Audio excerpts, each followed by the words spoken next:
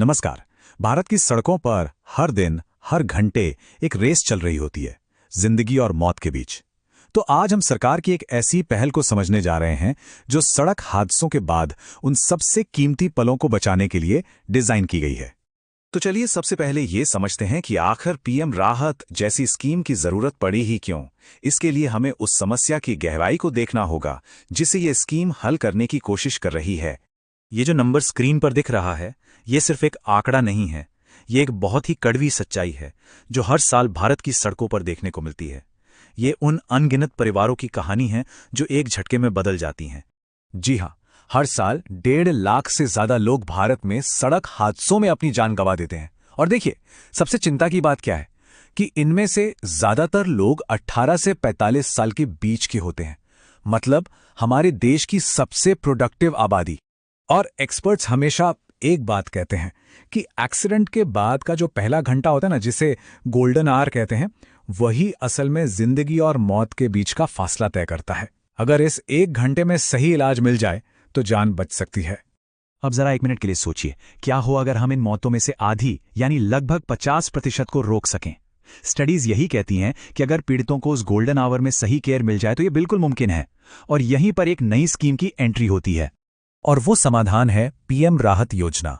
एक ऐसी पहल जो हर नागरिक को, चाहे वो कोई भी हो, एक जीवन रक्षक सुरक्षा देने का वादा करती है। इसी साल 14 फरवरी को सरकार ने इस बहुत जरूरी स्कीम को हरी झंडी दी। इसका मकसद एकदम साफ है, ये पक्का करना कि पैसे या इलाज में देरी की वजह से किसी की भी जान न जाए। तो ये स्कीम काम कैसे करती है? इसके 4 मेन पिलर्स हैं जो इसे इतना असरदार बनाते हैं। पहला, हर पीड़ित को 1.5 लाख रुपए तक का कैशलेस ट्रीटमेंट मिलेगा। दूसरा, ये कवरेज एक्सीडेंट के बाद 7 दिनों तक वैलिड रहेगा। तीसरा, ये देश की हर सड़क पर लागू होगी, चाहे वो नेशनल हाईवे हो या किसी गांव की कच्ची सड़क। और सबसे जरूरी बात, ये स्कीम सबके लिए है, उनकी आर्थिक हालात देखे बिना। ठीक है, थ्योरी तो समझ आ गई, लेकिन असल सवाल ये है कि अगर कोई दुर्घटना का शिकार होता है तो जमीनी हकीकत में ये स्कीम काम कैसे करेगी। चलिए, एक्सीडेंट से लेकर ट्रीटमेंट तक के इस पूरे सफर को स्टेप बाय स्टेप समझते हैं।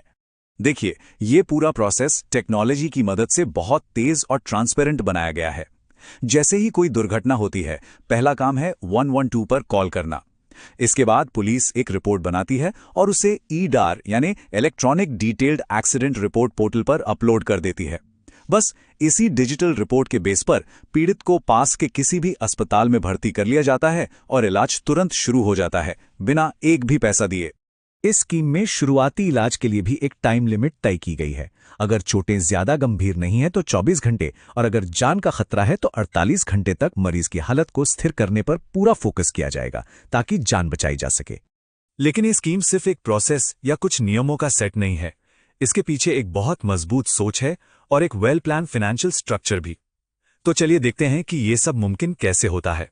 इस योजना का पूरा सार, इसकी फिलॉसफी बस इस एक लाइन में है: उपचार पहले, भुगतान बाद में। मतलब पहली प्राथमिकता कागजी कार्रवाई नहीं, बल्कि इंसान की जिंदगी बचाना है। तो ये सिर्फ एक इंश्योरेंस स्कीम नहीं, बल्कि हमारे इमरजेंसी रिस्पॉन्स सिस्टम को मजबूत करने का एक तरीका है। अब सवाल आता है कि इसके लिए पैसा कहां से आएगा। तो इस स्कीम की फंडिंग होती है मोटर व्हीकल एक्सीडेंट फंड यानी MVAF से, और इस फंड में पैसा आता है इंश्योरेंस कंपनियों और केंद्र सरकार के बजट से, खास तौर पर हिट एंड रन जैसे मामलों के लिए।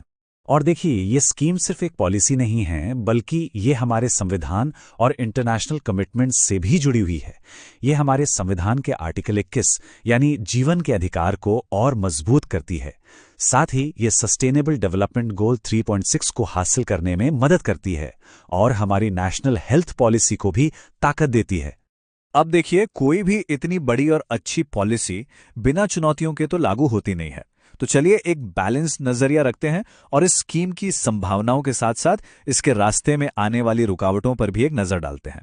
एक तरफ ये योजना एक परिवर्तन की लहर लाने का वादा करती है, जानें बचाकर, सोशल जस्टिस देकर और डेटा इकट्ठा करके भविष्य की पॉलिसीज को और बेहतर बनाकर। लेकिन दूसरी तरफ इसके रास्ते में कई बड़ी बाधाएं भी हैं जिन्हें पार करना बहुत जरूरी होगा। ये चुनौतियां क्या हैं? जैसे कि ग्रामीण इलाकों में अच्छे ट्रॉमा सेंटर्स की कमी, कई जगहों पर खराब इंटरनेट कनेक्टिविटी और डिजिटल लिटरेसी का ना होना, पुलिस सर्टिफिकेशन में होने वाली एडमिनिस्ट्रेटिव देरी, फर्जी दावों का खतरा और अलग-अलग राज्यों में इसे लागू करने के तरीकों में एकरूपता की कमी। तो फिर सबसे बड़ा सवाल यही उठता है कि इस जीवन रक्षक पॉलिसी को कागज से उतारकर जमीन पर पूरी तरह से सफल बनाने की चाबी क्या है? और इसका जवाब शायद इस सोच में छिपा है कि पीएम राहत योजना सिर्फ एक हेल्थ फैसिलिटी नहीं है। ये असल में डिजिटल गवर्नेंस, सोशल सिक्योरिटी और ह्यूमन राइट्स का एक संगम है। इसका सही और असरदार इम्प्लीमेंटेशन ही इसकी कामयाबी की असली कुंजी है, जो एक ज्यादा सुरक्षित और